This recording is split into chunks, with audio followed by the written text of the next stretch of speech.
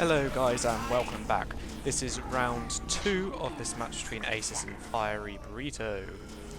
As you can see, Jub is no longer the demo man. D's the demo man and Jub is the heavy. That was because after the first round, for no reason whatsoever, our heavy just said, "Okay guys, got to go, see ya." Left TeamSpeak, left the game, and we were literally stuck. We were going, okay, what do we do now? What do we do now? We were starting to panic a little bit. But luckily, what happened was, their heavy had also dropped out. I think it was their heavy. And so they were looking for a sub, and they said, we asked, could we play a sub?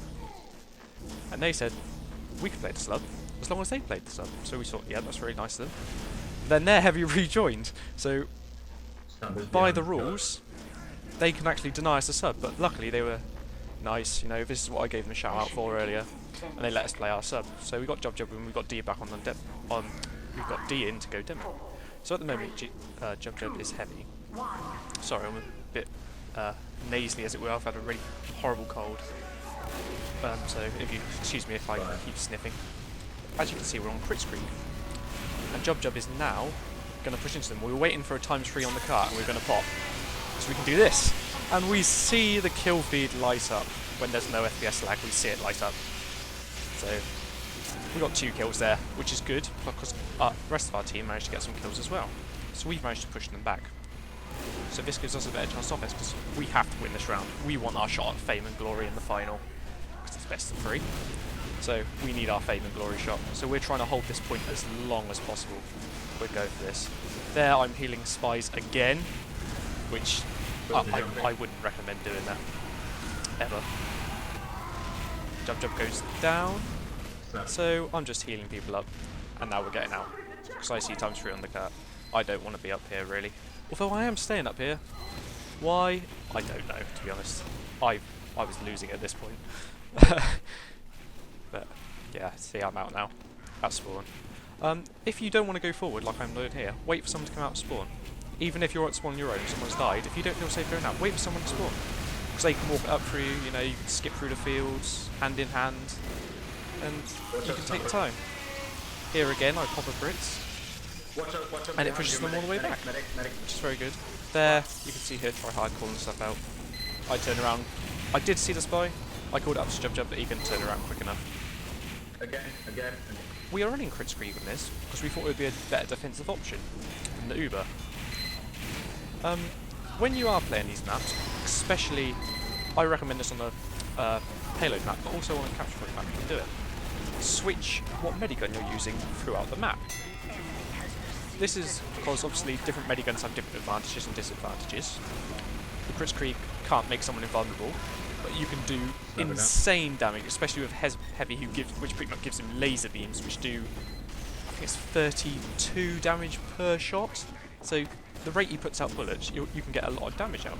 Demo does about 260 per sticky. But when you switch it up, it keeps the other team guessing. And they have to constantly get their spy to check. And if you're... The reason I recommend it on the payload map more is because their spy won't see you as much, because you can hide behind walls. You know, their team's going to have to keep guessing. Because if, say for example, you run Uber, like we did on the first round. Second round, they probably expected the crits. But if I switch back off onto Uber and they saw, right, he's on Uber, he's going invulnerable. And then I switch back to crits, they might think I'm going invulnerable, and then you get some insane damage out. So I recommend switching up, keeping a fresh taste to it, you know. Nice to keep it different in the bedroom, as it were. Well, not in the bedroom, this is on the battlefield. It's a bit more serious. Depending on who you are, it could be a bit more serious, could be less serious. Now, this is our second hold. We are deciding to hold up top, like we did in the last game. This is a good hold. Not a lot going on. I'll try to keep quiet so you can watch the game when not a lot's going on, because I explained quite a lot of what I needed to and wanted to in the first half. Here I'm just switching up the crits, you know. I've got no one else to heal, might as well heal someone who can decide to put damage, but when I put out crits there, sometimes on pubs you'll get players that run forward, because they've got crits. I was telling people there that I'm going to switch people on targets, and you can all get some heals, but don't do anything. Just carry on what you're doing. If you hit someone, great, but just carry on what you're doing. Just don't do anything different. Because if they ran forward, you know, that's a pyro with crits. It was a sniper with crits, I believe. You know, they're not going to get some insane damage out. It's possible to, but if you run forward, they're going to get shot up quicker than you can put out the damage. Because it's still not invulnerability. That's what I'm saying about switching up. And this is where I love to hold on last point. Right up here. The reason being is if you can get a soldier or a scout up top on the right now, as discussed before, I'm not pointing this time, see I'm learning, but as you can see, you know, it's quite defensive. You're not going to easily get backstabbed. You're not going to easily get sniped, especially if you've got the soldier and scout on the other side. And you can do this! And now you can slowly walk around the corner, and talking about getting backstabbed, I was concentrating way too much then. But luckily I called out to jump in time to stop him getting backstabbed. Now they've popped two because they've sort of, well, they wanted to push. I've gone down, because I'm the medic. Our heavy's gone down, and they have a better chance of pushing in, especially with an Uber charge. Did I switch back to? Yeah, I switched back to Uber. See, I'm switching up. This is so I can Uber a pyro on this last point, as they were doing to us, and we can push them back. But you've got to keep switching things up, because it does help. In this situation, where we are standing now, crits isn't the best option. I saw that sniper, so I decided to just run hill jump. I called spy, but that was very quick for him to try and turn around. Because there is a slight delay when you use TeamSpeak. I think it's about 0.3 seconds. That was stupid of me. I should not have gone back in, I should have got straight out. I saw that sticky come, and I went for it. But get out. If you see a sticky, don't save any. Well, try and save someone. But if they don't get out and save you, you know, get back, save yourself. Here they've pushed it all the way. At this point, you know, we were saying good rounds, but we were in TeamSpeak. We were thinking good game. You know, we were really thinking we were in trouble here. But we weren't saying that to each other. We were thinking it. You could tell people were thinking it because they were slowing down in the way they were speaking. They were sounding a lot more hesitant. Sorry, just getting a drink. But yeah, you could hear it. People were sounding a lot more hesitant. But the way we were saying things, we were actually trying to encourage each other. We were saying, right, we've got to get ×3 on the cart pretty much the whole way here. We're going to push like this. We're not going to change our strategy, because we believed our strategy was the sound one. So we were going to do what we did in the first round. But on the last point, we were going to get aggressive. That's what we were saying. Because on last point, they got aggressive. And they went for it. We were saying, right, what we're going to do, we're going to get to this third point. Same strategy as before. But we're going to be a bit more coordinated. And when we get to the last point, we're going. We're getting everyone up. And as soon as everyone's up, we're going in. If they've got everyone up, that's a problem. But we'll deal with it. So you've got to think positive as well. Especially on the offensive team. On defense, you've got to really put your life on the line. You know, if obviously don't die, but put your life on the line. As you can see, I'm holding a lot farther forward than I was in the first round. Even though I'm still in spawn, I'm a lot further forward. And I'm coming out quicker.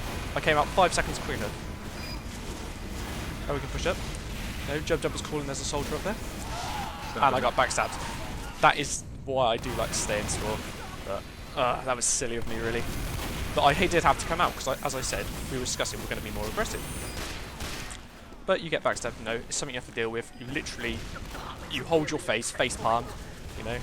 But then you get straight back in it, because if we don't win this round, game over. We've got to win this round. So we're all thinking positive, and we're all going for it. Heavy down. As you can see, we've also been a lot more aggressive, not just me, the whole team. We're pushing up. I've only got 30% Uber, but Jub's over the hill. We're pushing on their sentry gun. We've got the first point. We're actually doing quite well here, because we've got the first point just over a minute, which isn't bad for Barn Blitz. Now, as discussed, you'd rather have just under, but it was just over. It's not too bad. Now I'm just healing people up and getting ready for a push. We're trying to have ×3 in the cart. As you know, we've got to push up. Jub's pushing up now. I like Jub as a heavy. We've known each other for a very long time, actually. You know, we went to school together. We live near each other. We do quite a lot of things together, so we have a good understanding. And in some situations, we're pretty much telepathic. So we like him to push up. So every time he pushes up, I know what he's doing, and we can push up cohesively. So it is very good. Here we get stalled a bit. It's quite easy to defend that as a pyro, as you can see. So we're literally just pushing forward, trying to get out. I tried to get out here, I think I get out.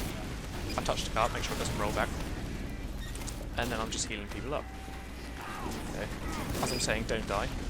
So D gets out, everyone else gets out, and we just get the overalls.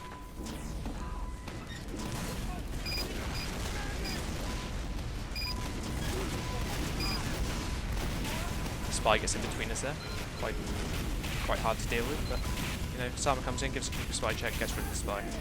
That elbow on the right hand side of the screen now where Jub Jub's just gone.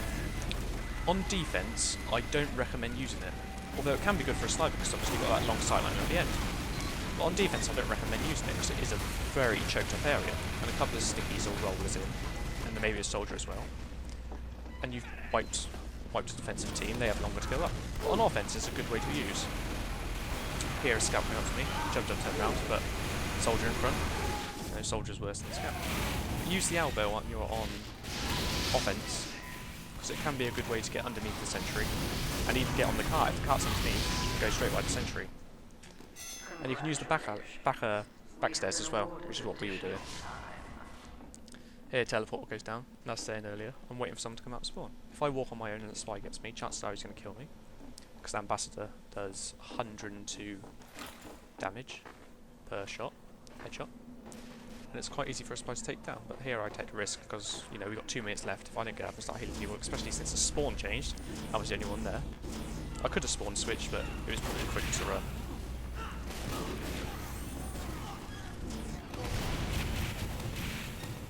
Now we've got the hill. When you're on the hill, you have to have ×3 because the yellow tracks on the cart indicate that it can go back. So we've got quite a big presence here now, so I'm calling people to get up, but we're not getting up because of the sentry. They got called out to me, I didn't realise it was there. But now we've got the sentry, so this is the time to push in. The engineer went down as well, which means he's going to be up in 20 seconds, so he's not going to get a sentry, so me and Jub Jub here go really aggressive. You know, we've got 1.5 minutes left, and we're ×3 on the cart, we're pushing them back into spawn. We have ×6 on the cart, that's wasteful. That's 3 people doing something they shouldn't be. But we've pushed them all the way back, and we're just going. And at this point, we're getting really animated and excited here. You know, we're trying to, everyone's shouting, get on the cart, everyone's shouting spy here. We're not doing anything too stupid, but we were all shouting get on the cart. Okay, we're going straight back in, because across 60 seconds, by the time some people get up, it might be too late. So we're getting as much time as possible where we have the opportunity to push the cart. Me and Jub Jub just pushing up here, I have Uber, I pop. If I died, you know, Jub Jub could have died as well. The pyro's here, but we're doing as much damage as possible. So when our team comes in, they have a much easier time to push a cart. I'm down here, so I'm literally shouting my team, push the cart, come on guys, we got it. And at this point we went ecstatic. We were so happy we got that in. And yeah, so that was the end of that round, and I'll see you next round.